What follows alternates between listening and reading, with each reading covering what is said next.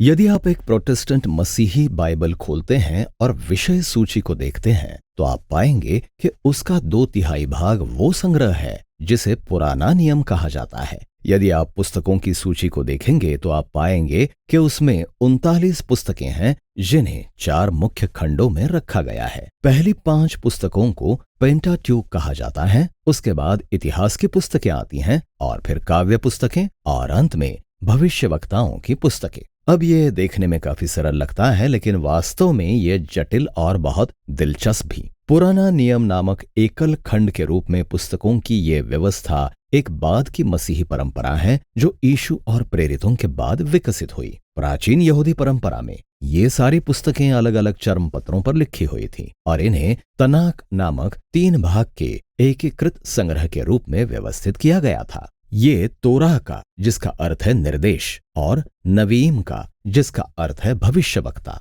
और केतुविम का, जिसका अर्थ है लेख, इब्रानी संक्षिप्त रूप है। तनाक में वही पुस्तकें हैं जो प्रोटेस्टेंट पुराने नियम में हैं, लेकिन उन्हें अलग तरह से व्यवस्थित किया गया है। तोराह पेंटाट्यूक को दर्शाता है, लेकिन भविष्यवक्ताओं में ऐतिहासिक विवरणों की 4 पुस्तकें शामिल हैं और फिर विशिष्ट भविष्यवक्ताओं के नाम से 15 पुस्तकें हैं। इसके बाद लेख आते हैं जिसमें काव्य और वृत्तांतों का विविध संग्रह है। अब यह 3 भाग वाली संरचना वास्तव में बहुत पुरानी है। इसका उल्लेख प्राचीन यहूदी लेखनों में किया गया है, जैसे कि मृत सागर चर्मपत्र, बेन सिरा का ज्ञान, यहाँ तक कि नासरत के यीशु ने भी इसका उल्लेख किया। और ऐसा इसलिए है क्योंकि 3 भाग की यह संरचना पुस्तकों की अपनी रचनात्मक शैली में ही बुनी गई है। यदि आप ध्यान देंगे तो पाएंगे कि प्रत्येक पुस्तक को परस्पर संदर्भों के माध्यम से व्यवस्थित किया गया है जो प्रत्येक कार्य को 3 भाग के बड़े संग्रह से जोड़ता है। तो इन सब पुस्तकों को एक साथ किसने रखा? ये एक लंबी प्रक्रिया थी। इसमें कुछ प्रसिद्ध लेखकों जैसे मूसा या दाऊद का योगदान है, लेकिन अधिकांश लेखक अज्ञात हैं। बाइबल में उन्हें केवल शास्त्री या भविष्यवक्ता कहा गया है। ये पुस्तकें इस्राएल के संपूर्ण इतिहास में इस रूप में आईं जब भविष्यवाणी करने वाले शास्त्रियों की पीढ़ियों ने पहले की कहानियों और कविताओं को एकत्र किया, उन्हें बड़ी रचनाओं में संग्रहित किया और अंततः इस सारी सामग्री को पुस्तकों के एक एकीकृत संग्रह अर्थात तनाक का रूप दिया। भजन संहिता और भविष्यवक्ताओं के लेखनों से यह स्पष्ट है कि भविष्यवाणी करने वाले इन शास्त्रियों का मानना था कि परमेश्वर का आत्मा इस पूरी प्रक्रिया की अगुवाई कर रहा है ताकि इन मानवीय शब्दों के द्वारा परमेश्वर अपने लोगों से बात करें। इसलिए उन्होंने इन वचनों को अध्ययन करते और एकीकृत संग्रह में उनकी रचना करते हुए उन्हें संजो कर रखा। हम सटीक रूप से नहीं जानते हैं कि ये प्रक्रिया कब पूरी हुई, लेकिन ये यीशु के समय से कुछ सदियों पहले पूरी हो गई थी। अपने अंतिम स्वरूप में तनाक इस्राएल के इतिहास की एक भविष्यवाणी या व्याख्या प्रदान करता है जो पूरे संसार को बचाने के लिए परमेश्वर के उद्देश्यों को प्रकट करने का दावा करती है। जबकि हम एक वीडियो में पूरे संग्रह को अच्छी तरह से नहीं समझ सकते, इसलिए इन पुस्तकों के बारे में मोटे तौर पर समझ लेना सहायक होगा। तोराह का आरंभ परमेश्वर द्वारा एक बड़े भूभाग अर्थात एक बहुत अच्छे संसार की रचना करने और उसे आशीष देने के साथ होता है। परमेश्वर इस संसार को एक ऐसे प्राणी के हाथों में सौंपता है जो ईश्वरीय स्वरूप में है अर्थात मनुष्य या इब्रानी में आदम। परमेश्वर मनुष्य जाति को राजाओं और रानियों के रूप में संसार पर शासन करने के लिए नियुक्त करता है, पर सवाल ये है कि क्या वे भले और बुरे की पहचान करने के लिए परमेश्वर की बुद्धि पर भरोसा करेंगे या स्वायत्तता को हासिल करके अपने लिए भले और बुरे को परिभाषित करेंगे। लेकिन मनुष्यों के साथ एक और प्राणी है, एक रहस्यमयी सांप। यह सृष्टिकर्ता के खिलाफ विद्रोह में था और वो मनुष्यों को धोखा देता है कि वे मूर्खतापूर्वक परमेश्वर की उदारता के विरुद्ध विद्रोह करें। इसके फलस्वरूप मनुष्य जाति अपने जीवन के ईश्वरीय स्रोत से अलग हो जाती हैं और उन्हें आशीष की वाटिका से निकालकर खतरनाक जंगल में मरने के लिए निर्वासित कर दिया जाता है। वहां से मनुष्य जाति फैलती जाती हैं और भले और बुरे को परिभाषित करती रहती हैं और चीजें तेजी से पतन की ओर जाती रहती हैं। वे हिंसा और उत्पीड़न से त्रस्त नगरों का निर्माण करते हैं जो बेबीलोन नामक नगर की बुनियाद का कारण बनते हैं, जहां लोग स्वयं को परमेश्वर के स्थान पर रखते हैं। अब पूरी बाइबल का मूल कथानक संघर्ष स्थापित हो जाता है। परमेश्वर अपने संसार को आशीष देना और उस पर मनुष्यों के द्वारा राज्य करना चाहता है, लेकिन अब मनुष्य समस्या का कारण बन जाते हैं। वे बुराई के प्रभाव में हैं, वे मूर्ख और अदूरदर्शी हैं और अपने ही विनाश की ओर बढ़ रहे हैं। और ये सब परमेश्वर के समाधान की रूप रचना है। हमें नए प्रकार के मनुष्य की आवश्यकता है। परमेश्वर प्रतिज्ञा करता है कि एक नया मनुष्य आएगा जो सांप के बहकावे में नहीं आएगा। असल में वो उसे कुचल देगा और उसके द्वारा कुचला जाएगा। यहां से कहानी एक पुरुष और एक स्त्री अब्राहम और सारा के प्रतिज्ञा के वंश की खोज करती है। परमेश्वर उन्हें वही ईश्वरीय आशीष सौंपता है जो उसने पृष्ठ 1 पर मनुष्य जाति को दी थी। इस प्रकार वे बेबीलोन को छोड़कर वाटिका जैसी एक नई भूमि पर आते हैं, जिसे परमेश्वर उसके परिवार को देने की प्रतिज्ञा करता है। इसके बाद अब्राहम के परिवार की कहानी आती है। 3 पीढ़ियां, अब्राहम, इसहाक और याकूब, और उसके बाद 12 पुत्र। हमारी उम्मीदें तब तक बड़ी बनी रहती हैं जब तक हम उनकी बहुत खराब और विनाशकारी पारिवारिक कहानी को नहीं पढ़ लेते। वे झूठ बोलते हैं, धोखा देते हैं, एक दूसरे को लगभग मार डालते हैं। बुरे यौन कृत्यों की तो बात ही ना करें। लेकिन वाटिका की कहानी के बाद आपने क्या उम्मीद की थी?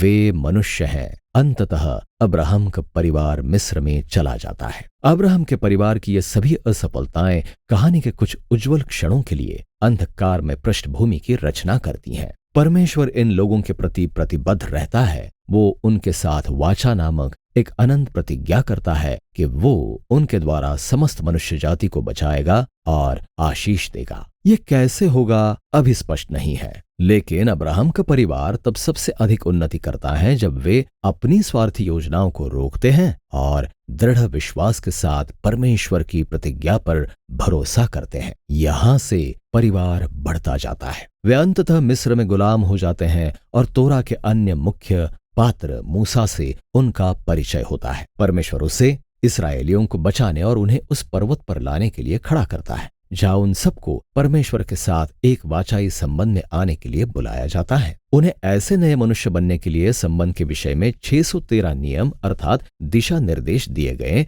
जो संसार में विश्वास योग्यता के साथ परमेश्वर का प्रतिनिधित्व करेंगे। मूसा इस पूरी प्रक्रिया में मध्यस्थ रहता है क्योंकि वह अद्भुत है। वह महान भविष्यवक्ता है जो इसराइल को परमेश्वर का वचन सुनाता है। वह ऐसा याजक है जो परमेश्वर के सामने उनका प्रतिनिधित्व करता है और उसे राजा भी कहा गया है अर्थात इसराइल का अगुआ जो जरूरत के समय उन्हें छुड़ाता है। लेकिन जैसे जैसे वे यात्रा में आगे बढ़ते हैं, इसराइली बड़ी असफलताओं का सामना करने लगते हैं। वे वाचा का उल्लंघन करते हैं और यहाँ तक कि मूसा भी परमेश्वर के विरुद्ध विद्रोह करता है। वास्तव में तोरा की समाप्ति मूसा की इस भविष्यवाणी के साथ होती है कि प्रतिज्ञा के देश में प्रवेश के बाद भी इसराइल की ये असफलता जारी रहेगी और वे एक बार फिर निर्वासन में चले जाएंगे। लेकिन उसे आशा है कि परमेश्वर इसराइल को बचाने के लिए अपनी प्रतिज्ञा को पूरा करेगा। एक दिन वो उनकी विफलताओं को ढांप लेगा। वो उनके स्वार्थी मन को चंगा करेगा ताकि वे परमेश्वर से सचमुच प्रेम करें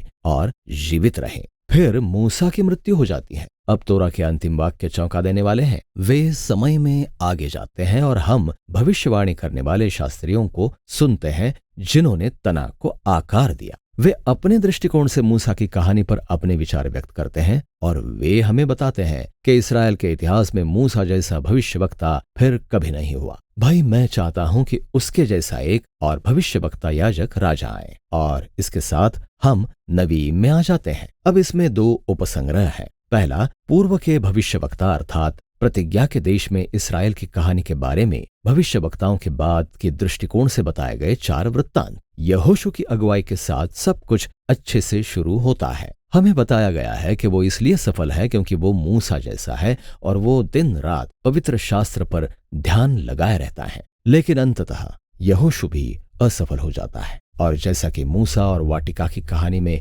पहले से बताया गया था, इसराइल के लंबे और हिंसक आत्मविनाश की शुरुआत हो जाती है। इन कहानियों ने अधिकांश इसराइल के राजाओं, भविष्यवक्ताओं और याजकों की असफलता पर ध्यान दिया। वे कैसे झूठ बोलते हैं, धोखा देते हैं और एक दूसरे को मार डालते हैं और मूर्तियों की पूजा करते हैं। ये मूल रूप से पूर्वजों की असफलताओं का लंबा और लहू से भरा फिर से दिया गया विवरण है, लेकिन इसमें कुछ आशा भरे चिन्ह भी है। परमेश्वर एक नए मनुष्य के द्वारा मनुष्य जाति को आशीष देने की अपनी वाचाई प्रतिज्ञा की फिर से पुष्टि करता है। वो दाऊद के वंश का राजा होगा। यहाँ आपको दाऊद या सुलेमान जैसे लोगों के बारे में कुछ कहानियां मिलती हैं जिनके जीवन में अब्राहम के समान समय आते हैं जब वे परमेश्वर पर भरोसा करते हैं, लेकिन वो अनुभव अधिक समय तक नहीं बना रहता। और क्या आप नहीं जानते कि अब्राहम का परिवार वहीं पहुंच जाता है जहां से उन्होंने शुरू किया था? उन्हें पराजित करके बेबीलोन ले जाया गया। लेकिन याद रखिए, ये पूरी कहानी भविष्यवक्ताओं के बाद के दृष्टिकोण से बताई जा रही है और वे जानते हैं कि निर्वासन अंत नहीं है। इसलिए उन्होंने इस्राएल के अतीत की इन कहानियों की रचना उनके भविष्य की आशा के संकेतों के रूप में की है। जब परमेश्वर अपने लोगों को बेबीलोन से छुड़ाएगा तो वो उस नए राजा को भेजेगा जो मूसा और दाऊद और सुलेमान की तरह होगा जैसे वे अपने अच्छे दिनों में थे। वास्तव में नवीम का दूसरा भाग अर्थात बाद के भविष्यवक्ताओं की पुस्तकें इसी विषय में है। यहाँ कुछ विशिष्ट भविष्यवक्ताओं से जुड़ी 3 बड़ी और 12 छोटी पुस्तकें हैं। यह रचना जानबूझकर उत्पत्ति से 3 और 12 पूर्वजों को याद करती हैं, जिनकी असफलता की कहानियों में भविष्य की आशा के बीज है। भविष्यवाणी की ये पुस्तकें परस्पर संदर्भों से भरी हैं, जो तोरा और भविष्यवक्ताओं के वृत्तांतों से जोड़ती हैं और कहानी को आगे बढ़ाती हैं। इस्राएल के भविष्यवक्ताओं का कार्य मूसा के समान पुराने इस्राएल पर असफलता और भ्रष्टाचार का दोष लगाना और उन्हें आने वाले परिणाम की चेतावनी देना था, अर्थात यहोवा का वह महान दिन जब वे पराजित होकर बेबीलोन के निर्वासन में चले जाएंगे। लेकिन भविष्यवक्ताओं ने ये प्रतिज्ञा भी की कि परमेश्वर का उद्देश्य अपने लोगों को शुद्ध करना और एक ऐसे नए इस्राएल की फिर से रचना करना था जो अब्राहम के समान विश्वास योग्य हो। वे उस प्रतिज्ञा किए गए शासक के राज्य में परमेश्वर के साथ एक नए वाचाई संबंध में रहते हैं, जिसका वर्णन तो एक नए मूसा के रूप में किया गया है, लेकिन उसे दाऊद नाम से पुकारा जाता है।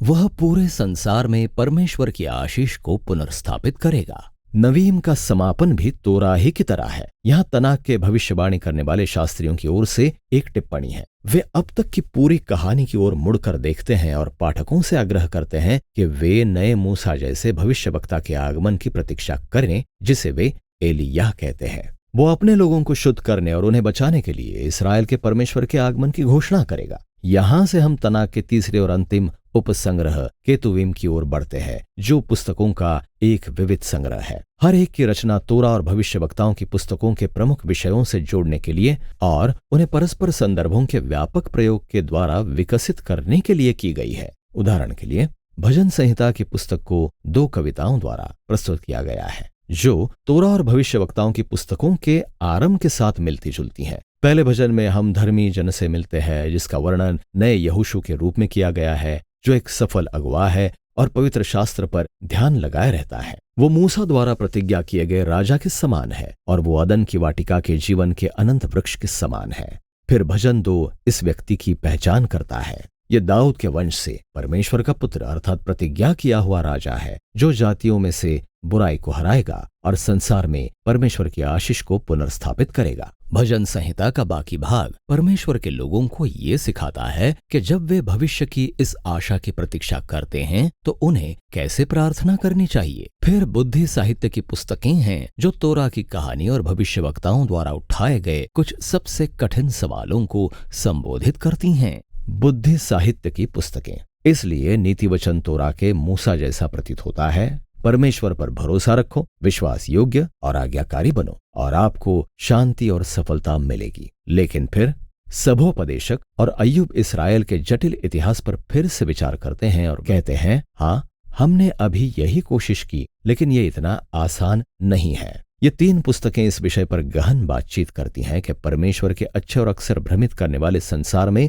बुद्धिमानी से जीने का क्या अर्थ है। तनाक की अंतिम 2 पुस्तकें महत्वपूर्ण योगदान देती हैं। दानिएल की पुस्तक इस्राएल की असफलता और पीड़ा के लंबे इतिहास को संसार के एक नए भविष्य में आशा के एक विचित्र द्वार के रूप में देखती है। एक दिन तोरा और भविष्यवक्ताओं की पुस्तकों में प्रतिज्ञा किया गया नया मनुष्य आएगा। वो बुराई के प्रति मनुष्य जाति की पशु सरीखी प्रवृत्तियों के द्वारा कुचला जाएगा, लेकिन फिर परमेश्वर उसे सही ठहराएगा और ईश्वरीय सामर्थ्य के साथ जगत पर राज करने के लिए उसे ऊंचा खड़ा करेगा। अंत में इतिहास की पुस्तक शुरू से लेकर इस्राएल के निर्वासन से लौटने तक तनाक की पूरी कहानी को फिर से बताती है। लेखक भविष्य के राजा के बारे में दाऊद से की गई परमेश्वर की प्रतिज्ञा पर ध्यान केंद्रित करता है, जो परमेश्वर के लोगों को नए यरूशलेम में फिर से इकट्ठा करेगा और जाति जाति के लोगों के लिए ईश्वरीय आशीष लेकर आएगा। इतिहास की पुस्तक की अंतिम पंक्तियां पूरे तनाक के मुख्य वचनों से मिलती जुलती हैं। वे उस इस्राएली के आगमन की ओर संकेत करते हुए